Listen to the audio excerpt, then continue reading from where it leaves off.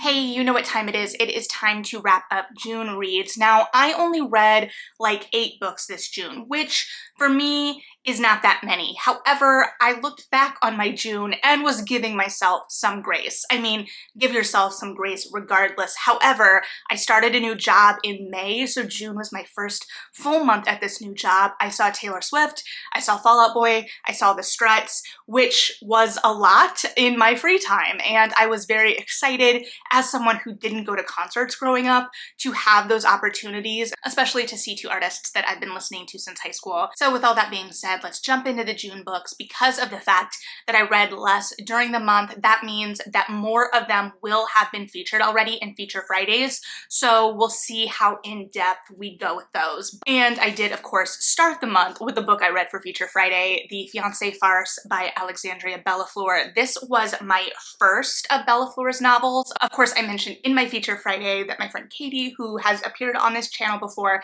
has some familiarity with Bellefleur and Bellefleur's rom-coms, romances, contemporary romances already. What drew me to this book and Tansy and Gemma's story was the marriage of convenience of it all. Now, that being said, the marriage of convenience wasn't as central. The concept of it was central to this book, but it wasn't the traditional marriage of convenience plot that you would find in like a historical, where that is set up very early, and so then we get to see our partners in that marriage and then the forced proximity of existing in that marriage together. Rather, here we have our bookseller Gemma, who has kind of fabricated a girlfriend to her family in order to get out of family events that she doesn't want to attend and to kind of save face with some of her crueler family members. However, she's kind of knee-deep in this lie at a family wedding where a stepsister and cousin, I believe, are kind of trying to call her on this when her fake girlfriend appears, because her fake girlfriend she has taken from a cover model from the romances she reads,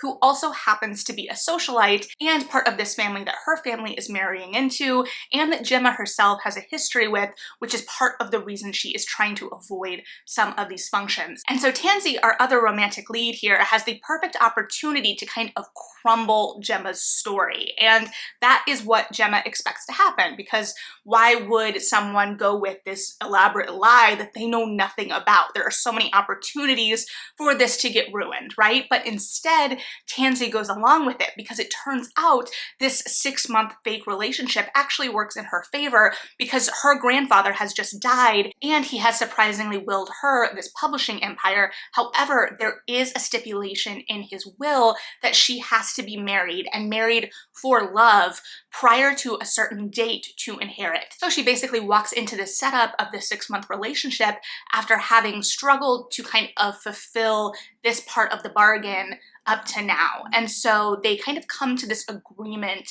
that they will enter this marriage of convenience, and then they get to know each other, things like that. If you liked Red, White, and Royal Blue, which is buzzy as always, but really in the public eye right now with the movie coming out in August, I think you will like this because it's got kind of the banter and the conceits and the kind of running around and trying not to be exposed, but most importantly, it has a really fun supporting cast of friends, and I think the vibrant friend groups in both books really work well with each other. Same for like boyfriend material. If you like your romance to be surrounded by some banter and some quirky friend groups, I think that this novel fits in with those two really well for that. Sometimes the quirk could veer a little bit off in the sense that I worried we weren't getting to know our leads as deeply as I felt like we could have, but there was still that building out of these 2 characters, and there was a lot of angst in the main relationship in this when all was said and done, despite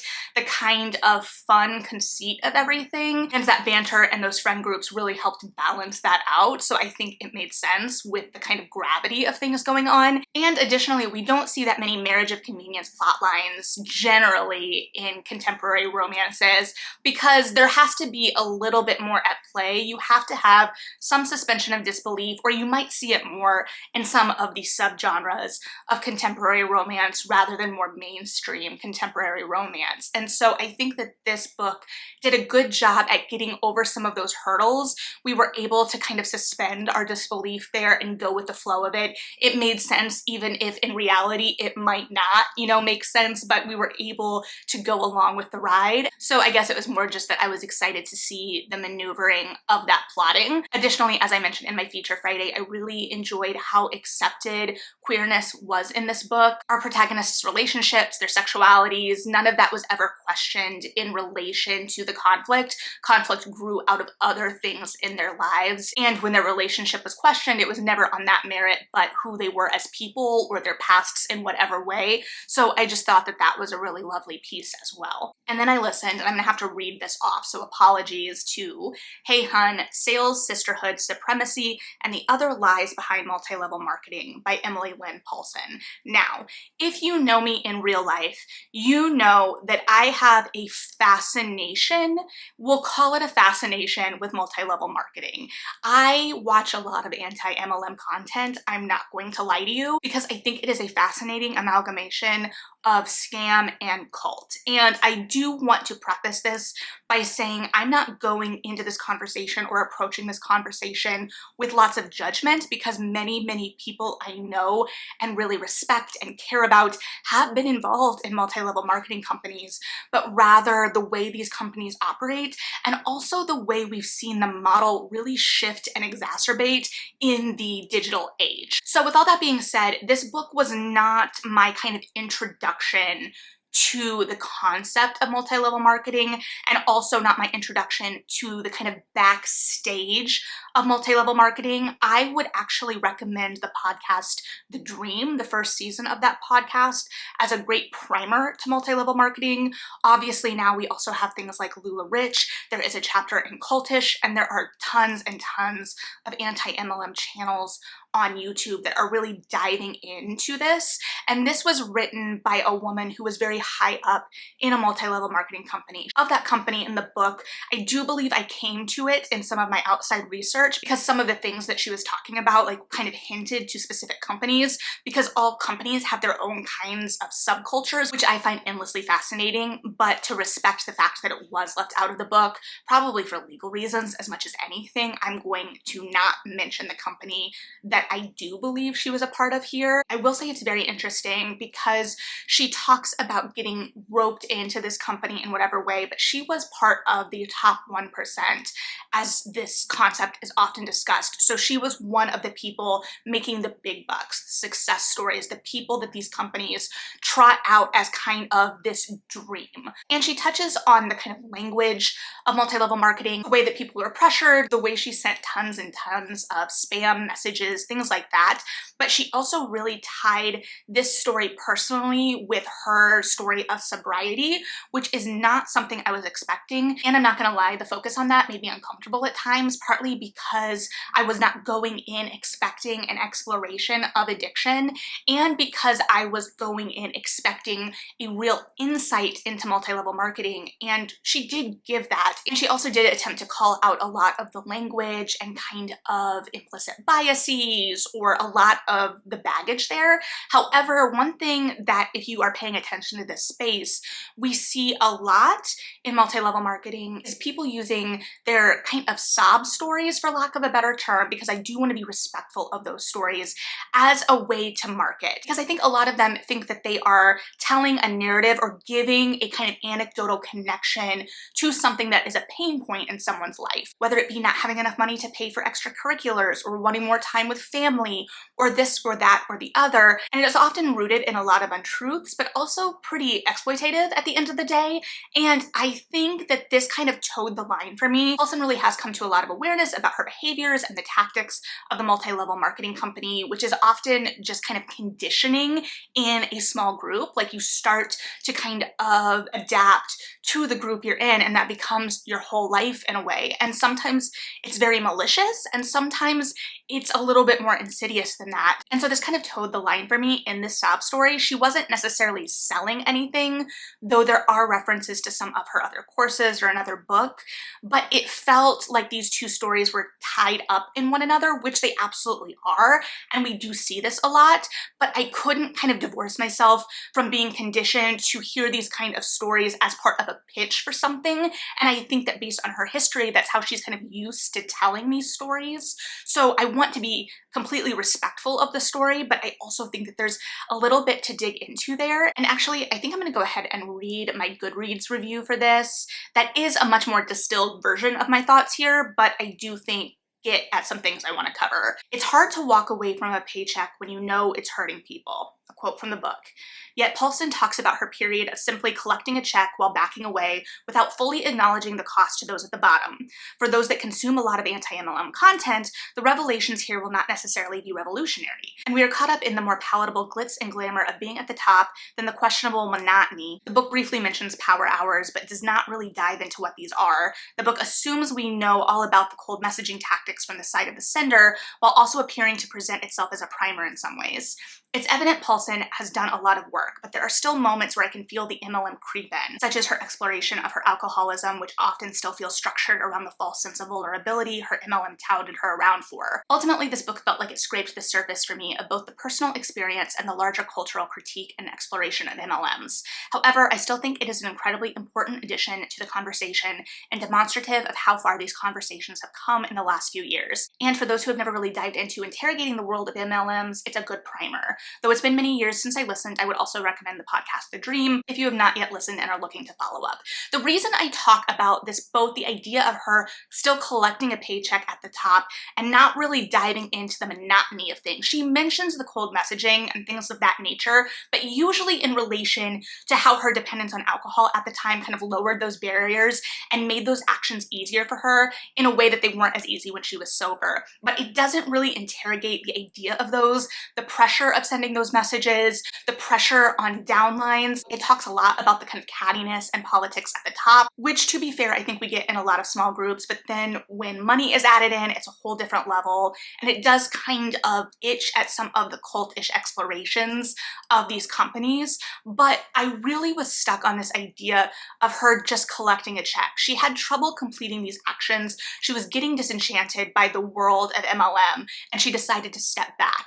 But she never really explored the kind of ethics of still collecting that check and where that money was coming from when she was collecting the check. So I thought it gave a lot of really interesting insight, and at the same time there are parts that I really would have liked it to explore more about the kind of day-to-day workings, the way that pressure is internalized and we see it passed down the chain, so to speak here. I think it is a really interesting subculture, and I'm glad we're talking about it more, and I will be interested to see how the conversation continues to evolve, because I do think we've seen a real massive shift in it in the last couple of years. And then I read Natural Beauty by Ling Ling Huang, which we also talked about in a Feature Friday, and this is about a young woman who used to be a classically trained pianist and had to drop out of school after her parents were involved in an accident. And we jump into the narrative where she has been kind of scouted by someone to work at this upscale, innovative, expensive beauty brand. I have been thinking about this book a lot the last couple of weeks because I don't know what side of the internet you are on, but for some reason I keep seeing on Twitter that guy who is like obsessed with reducing his age, but this idea of him being like 45 and through like medical trickery he's like much younger, but not really, because you are still the age you are. And I think it's been making the rounds because it really kind of gets at this obsession with youth and beauty, our inability to accept our own mortality. I did find it interesting too because it made me think about Smoke Gets in Your Eyes, which I read with my book club last fall, because it did touch on this obsession with evading death that you see especially in the very, very wealthy.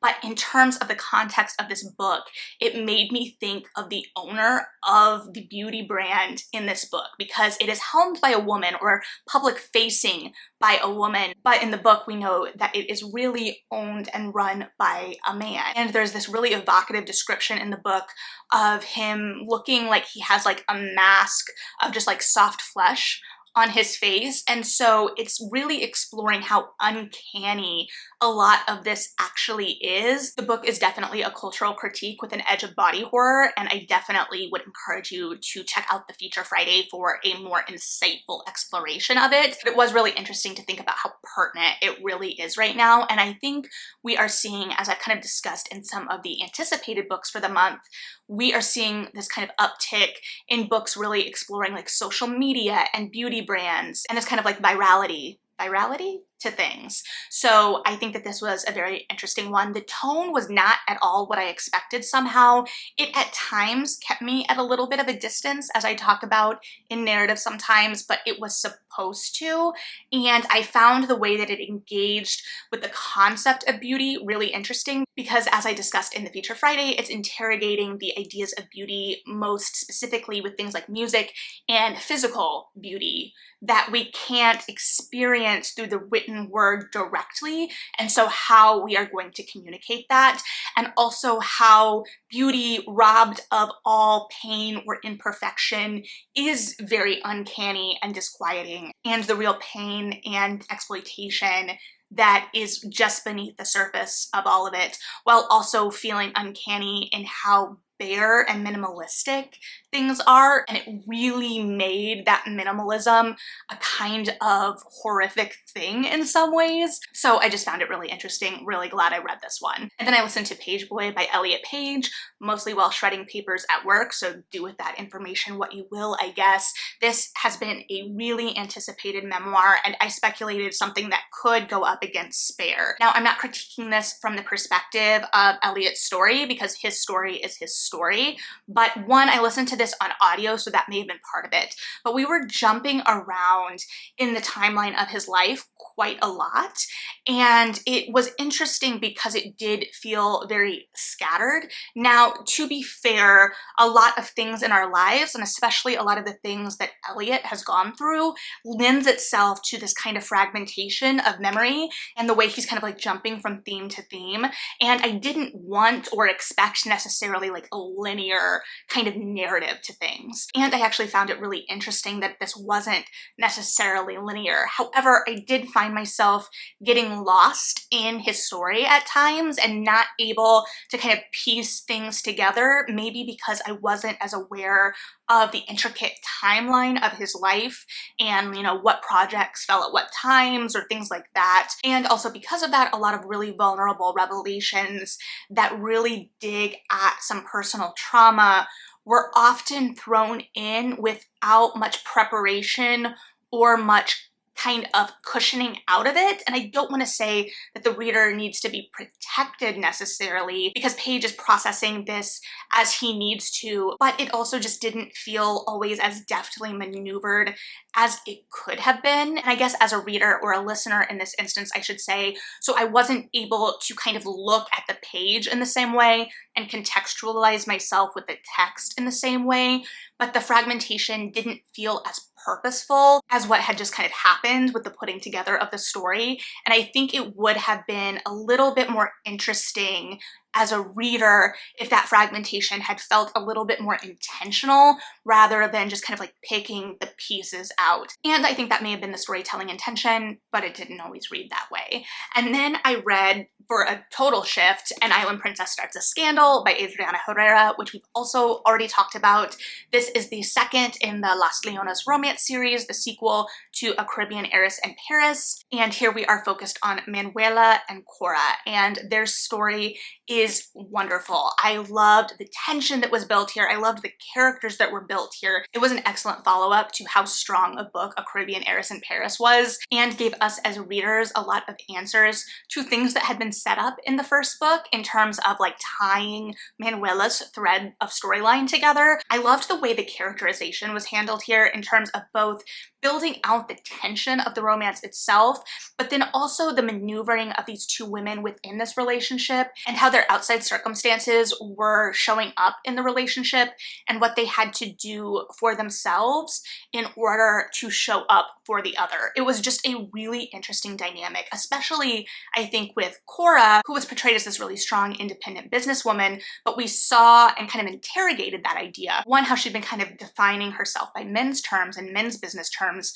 when no matter how hard she worked and how much better she was in the room, she was not given the same respect.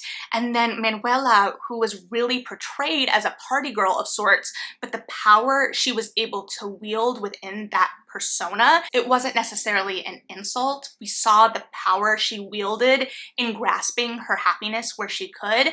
And so I thought that there was just a really interesting, engaging interrogation of those ideas within this really naturally built tension, and it really built out the characterization to really underscore everything even more. I just thought it was expertly done. And on top of being expertly done, it was just a whole lot of fun. Now, I will say, as I said in my Feature Friday, I don't know if it was just me. I read this book in like 3 different formats at the same time. I was reading the ebook, the physical book, and an audiobook, but I did most of my reading on my Kobo, and I came across a lot of typos, and it was often like missing words, added words, words swapped around, things that naturally happen in the writing process, but that should have been caught in the editing process. And so as I said in the Feature Friday, I am sympathetic because I do know that publishing staff are overworked right now. So this is not me like insulting workers at a publishing house.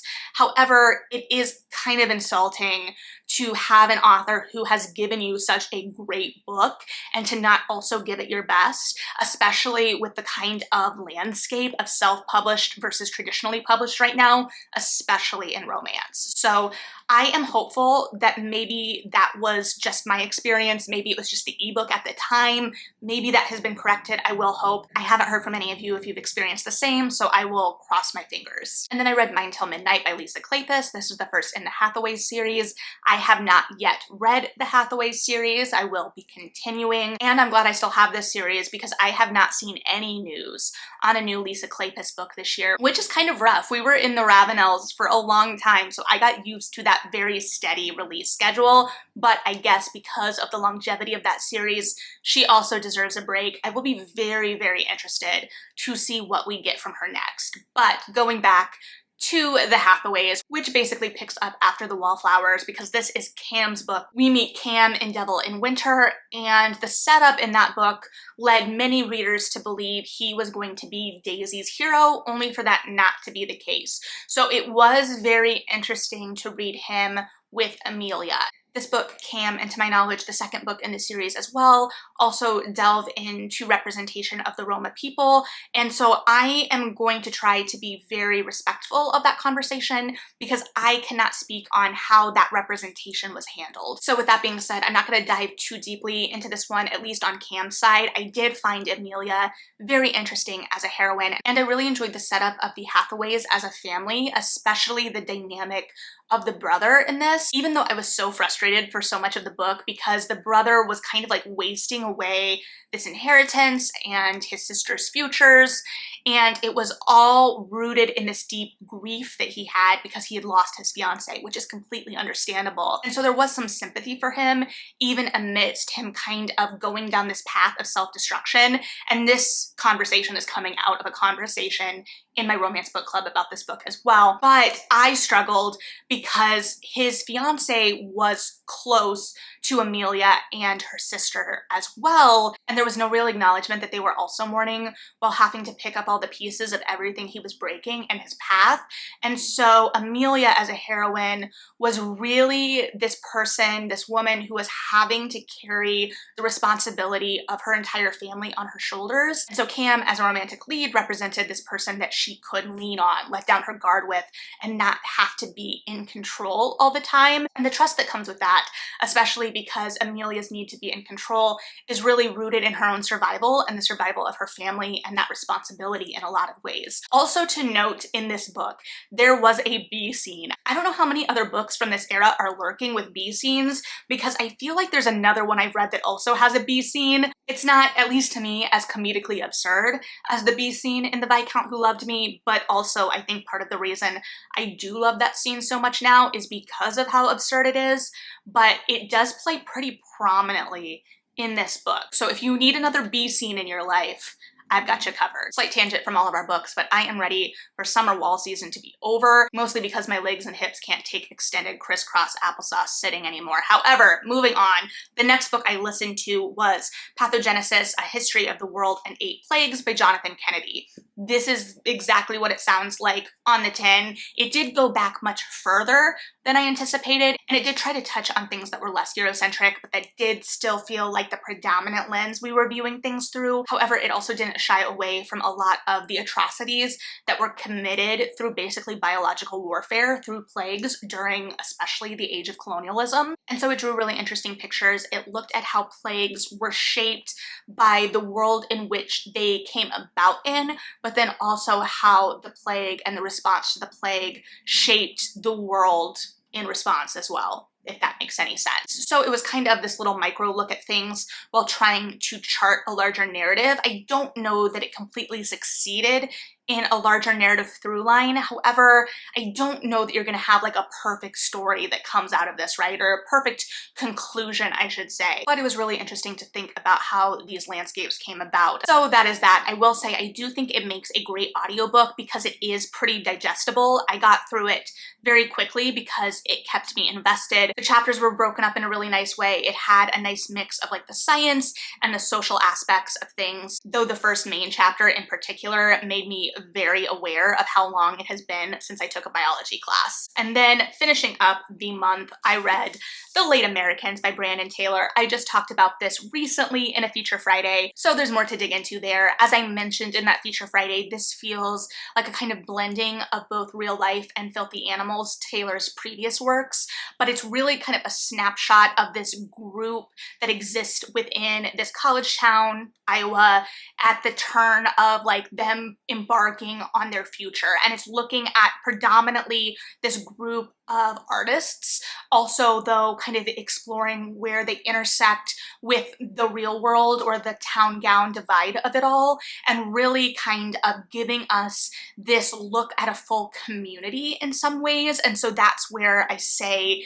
it is kind of reminiscent of some of that 19th century literature to me. While I know that Taylor has a lot more familiarity and has written essays and introductions for Henry James, I am personally not as versed in Henry James as a point of reference, so it made me go mentally to something like Middlemarch, and that ability to kind of weave in and out. I really enjoyed kind of shifting points of view and seeing where characters were showing up in each other's stories, and just the kind of look at everything that was raw and not judgmental, but kind of judgmental at the same time. But we were able to see the fullness of these characters' humanities and really explored the spectrum of that. So I found it very compelling. It is a much slower thing. If you are very much plot driven, this is not going to be your jam. It's very much a character study. It's very much a contemplation in a lot of ways. And so it isn't as drawn out narratively as a lot of those 19th century works, but that is where it sent me mentally in terms of kind of exploring community and society and the way that we exist within the world, the way that art works in the world, and the kind of modern moment. So I think it has a lot to say, and I definitely have more to say about it in my Feature Friday. So that was my month. Let me know if you read any of these books and what you thought. Let me know what you read in June and liked or didn't like. If you have really strong feelings you need to shout about, like, subscribe, comment, whatever you're feeling in your heart. But as always, thanks for hanging out and listening to my thoughts. Read something good, and yeah, bye.